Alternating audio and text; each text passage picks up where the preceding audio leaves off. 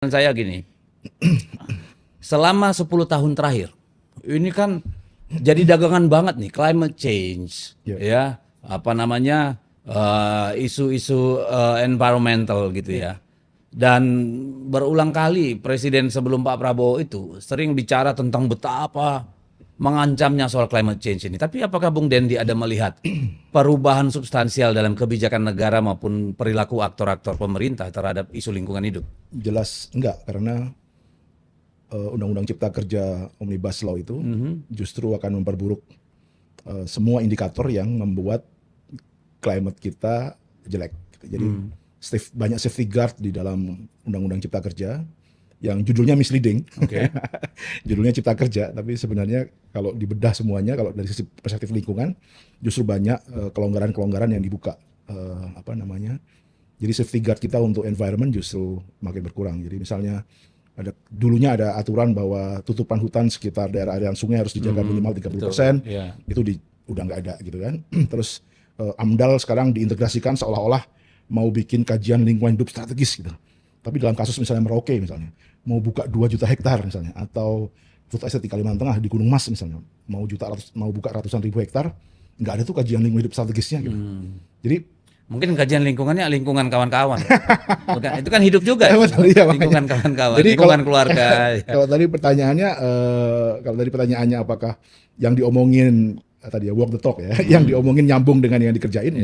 Enggak ya. Sama sekali enggak. Gitu. Jadi ribut-ribut gaya-gaya tentang COP meeting, tentang Paris Treaty ya, Paris Agreement ya, sebagai pengganti Tokyo Protocol. Itu cuma jualan-jualan lip sync ya. Ya gimmick ya. Ya mending sekalian kayak Trump, dia langsung menyatakan keluar dari Paris Agreement. Jadi udah nggak hipokrit kan? Ya oke. Jadi bahasa yang paling tepat ini hipokrit ya. Tapi memang benar kayaknya itu memang Omnibus Law itu cipta kerja.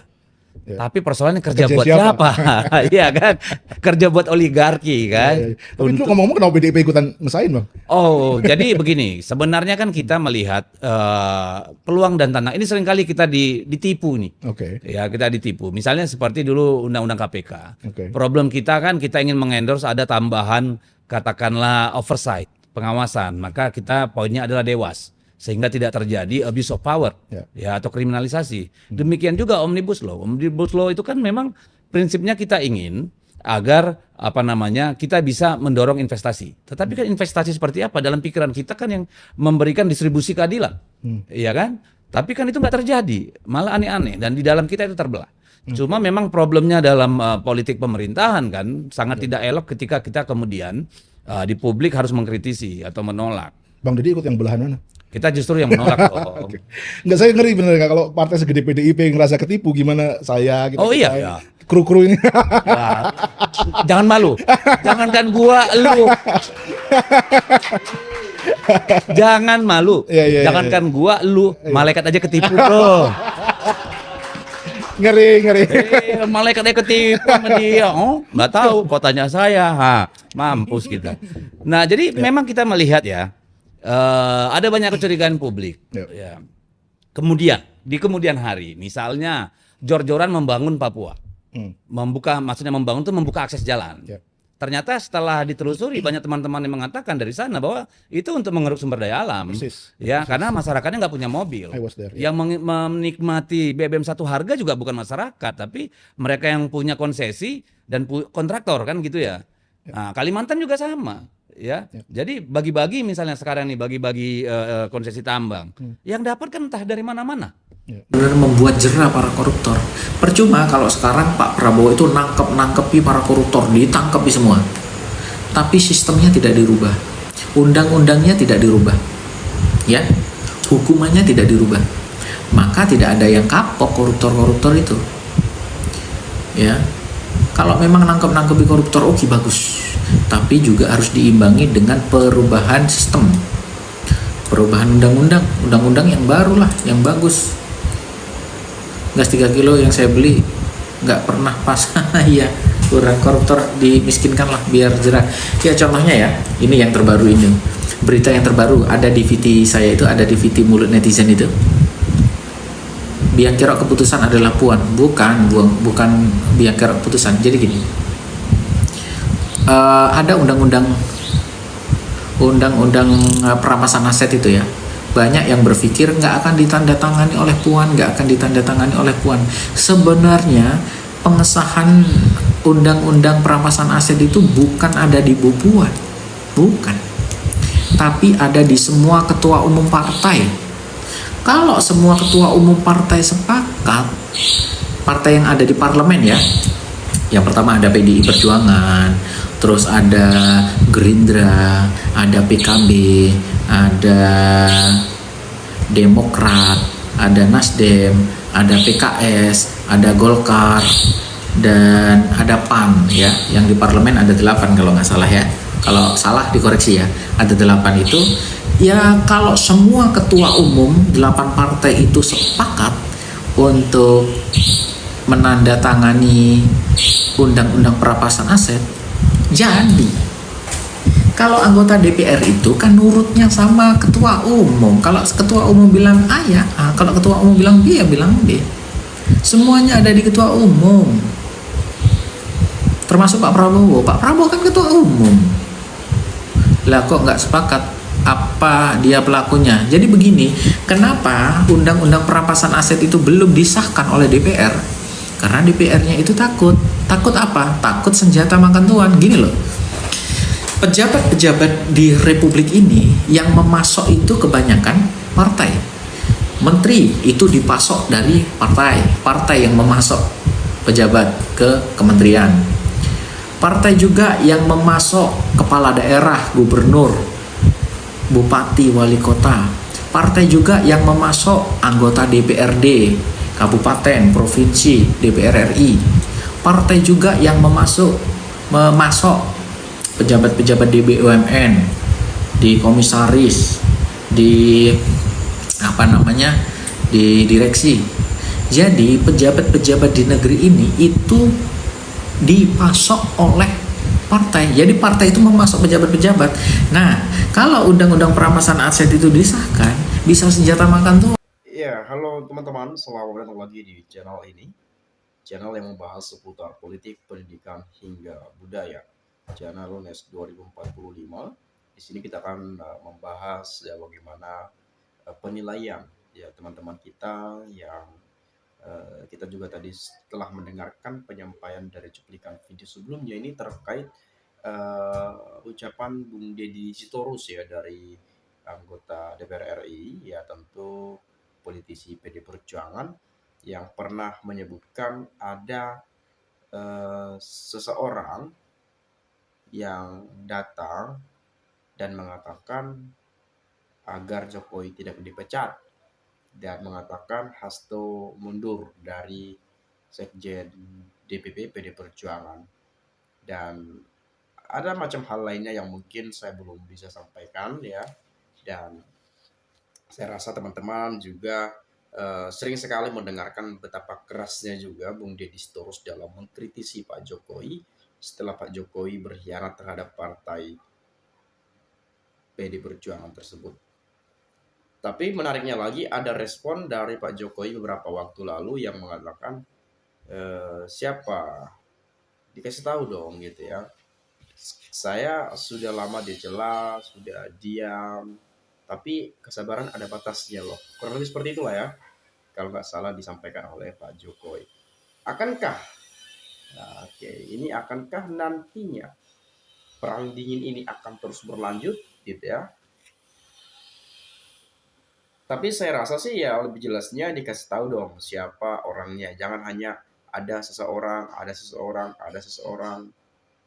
langsung kasih tahu aja sebetulnya gitu ya. Si A menyuruh, si B menyuruh, nah, atau mendatangi misalnya. Lalu kemudian benarkah si A yang menyuruh si B untuk bertemu, untuk mengatakan hal itu? Nah itu kan perlu diketahui oleh publik juga menurut saya, tapi ada juga sih yang nggak bisa diketahui juga gitu ya. Dan itu bukan jadi rahasia umum lah gitu ya. Tapi saya coba lihat dulu bagaimana penilaian teman-teman kita. Tentu ini sangat menarik sekali sih menurut saya ya. Terus terang, Mulyono bicara saya tidak ada beban, apa maksudnya? Kalau bukan calon negeri karena dia sudah gadaikan negeri ke Tiongkok dengan barter utang sebesar-besarnya agar negara tidak mampu bayar. Konsekuensinya penduduk Cina pindah ke Republik Indonesia. Maju terus pantang mundur Bang DS.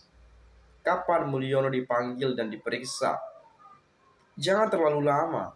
Ada batas kesabaran rakyat menunggu. Ini sama seperti bahasa Jokowi gitu ya. Setiap orang punya batas kesabaran. Rakyat juga kalau habis kesabarannya, Pak Jokowi bisa diadili juga tuh ya, seperti apa yang sudah dituntut oleh banyak masyarakat Indonesia terkait yang sering kita dengarkan tuntutan itu adili Jokowi, adili Jokowi. Dan nanti barangkali bisa saja Mahkamah Rakyat yang digelar, bukan lagi Mahkamah Konstitusi, Mahkamah Agung atau mahkamah-mahkamah yang ada di negeri ini. Bisa saja nantinya Mahkamah Rakyat yang digelar. Dan siapapun nanti yang berusaha untuk membekingi atau yang pasang badan ketika rakyat sudah marah, dan yang seperti dikatakan tadi, batas kesabaran kan ada batasnya seperti itu. Ya, barangkali yang pasang badan pun ikut diambruk juga tuh nanti gitu ya. Kalau rakyat benar-benar sudah marah. Karena nggak akan ada bisa yang membendung ketika rakyat sudah melakukan hal itu. Nah, kemudian dari Anthony saya coba lihat ya. Kalau memang benar, buat apa takut? Rakyat kecil seperti kami ini tidak takut tanpa ada relasi pejabat di negara. Hanya saja kami tidak mau mengatakan yang tidak benar. Kalau benar, tentulah akan dibantu banyak orang. Seperti ibu yang ambil sebuah coklat. Betul Mas Dedi sama Bang Bambang Tri saja nggak pernah berani berhadapan sendiri, sampai sekarang belum kelar masalahnya.